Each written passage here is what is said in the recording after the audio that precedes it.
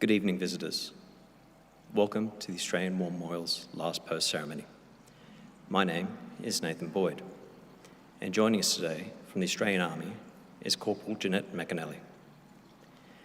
We warmly welcome the family of Private Lyall Graham Morgan, who are watching the live stream of this evening's ceremony. His story will be told shortly. We welcome the veterans who have served, those that are still serving, and the families that love and support them.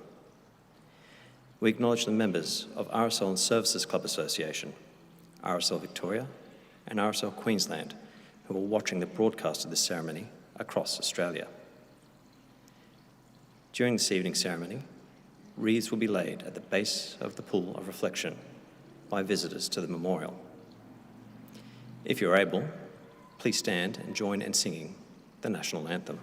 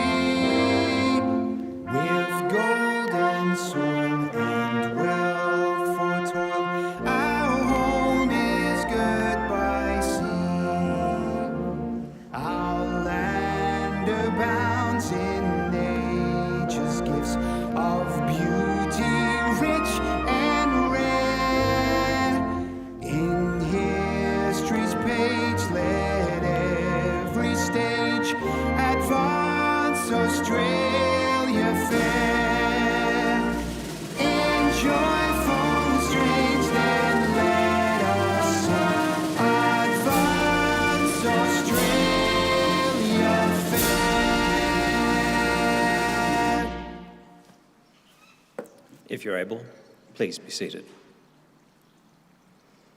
The Australian War Memorial was a vision of Charles Bean, Australia's First World War official historian. Bean landed with the Australian troops on Gallipoli and stayed with them at the front through to the end of the war.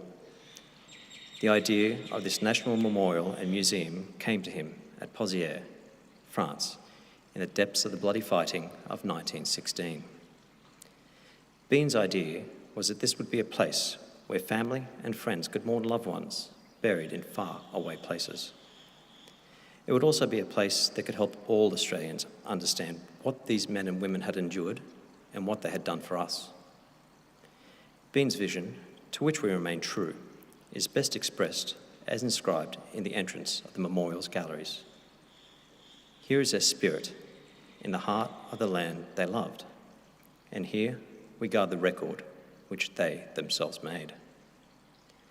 Tonight, we'll read the story behind just one of those on the Roll of Honour, which lists the names of more than 102,000 men and women who gave their lives for us in war and on operation for more than a century. But first, we present a lament, Flowers of the Forest. Wreaths or floral tributes will now be laid at the base of the pool of reflection.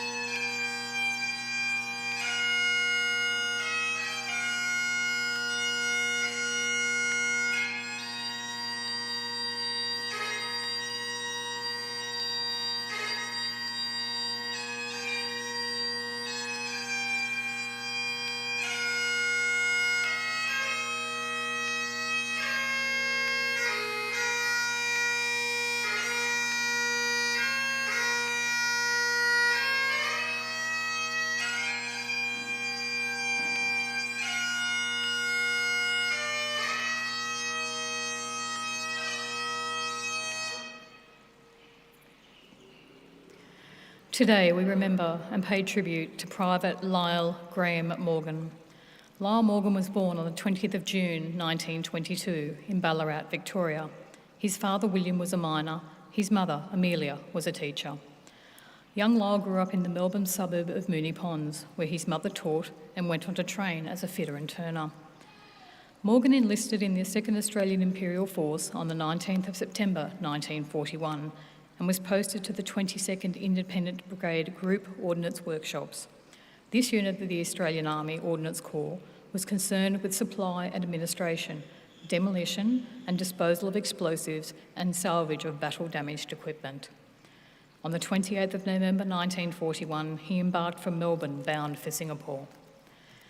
As war broke out in the Pacific and Japanese forces invaded Malaya, Indian and British units in northern Malaya initially provided stiff resistance, but were forced to withdraw in the face of the speed, ferocity and surprise of the Japanese attack.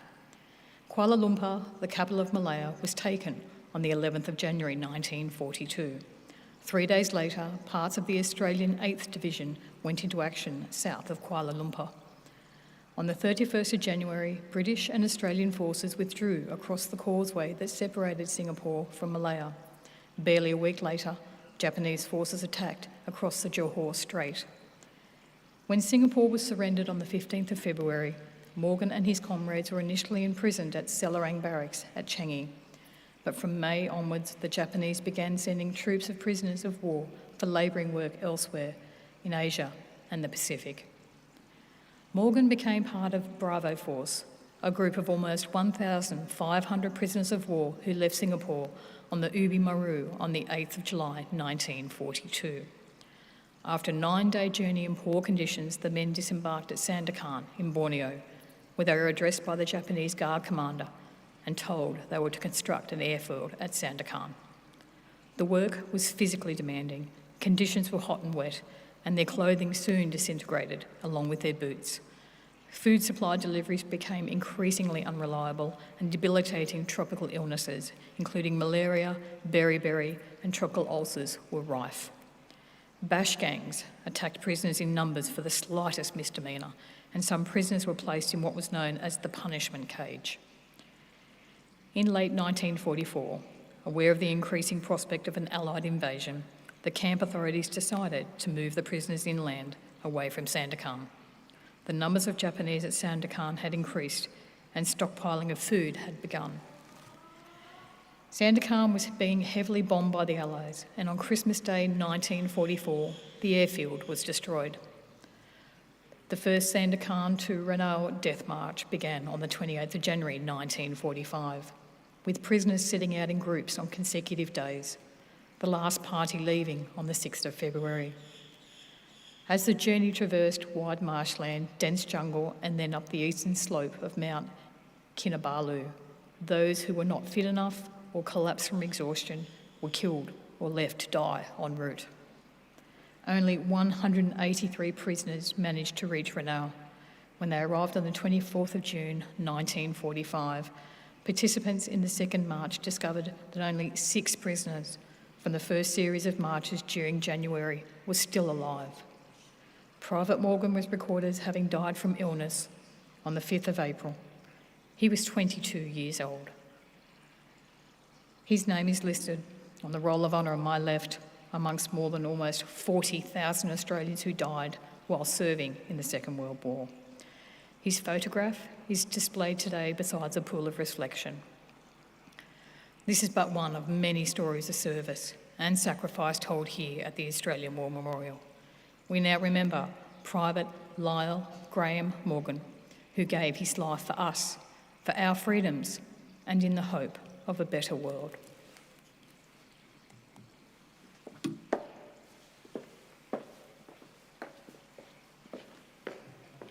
Please stand for the reading of the ode and the sounding of the last post.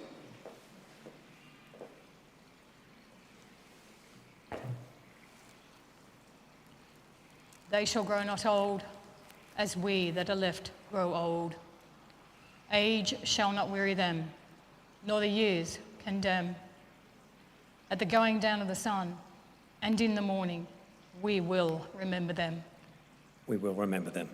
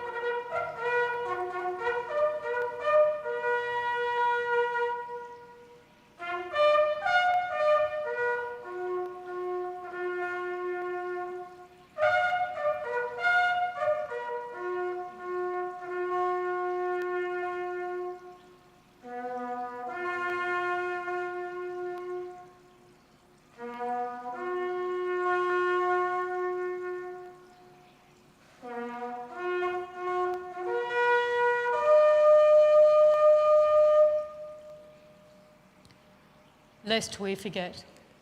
Lest we forget.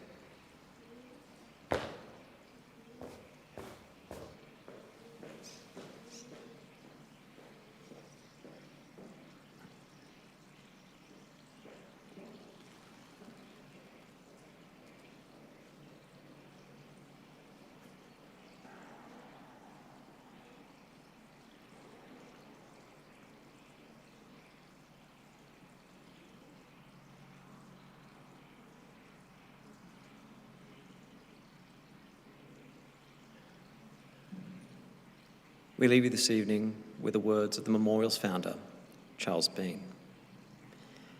Many a man lying out there at Pozier or in the low scrub of Gallipoli with his poor, tired senses barely working through the fever of his brain has thought in his last moments, well, it's over.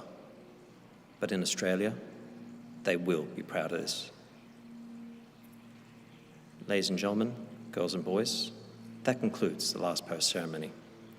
On behalf of the Director and staff, thank you for visiting the Australian War Memorial today and for your continued support of the Memorial's development project. We wish you all a very pleasant evening.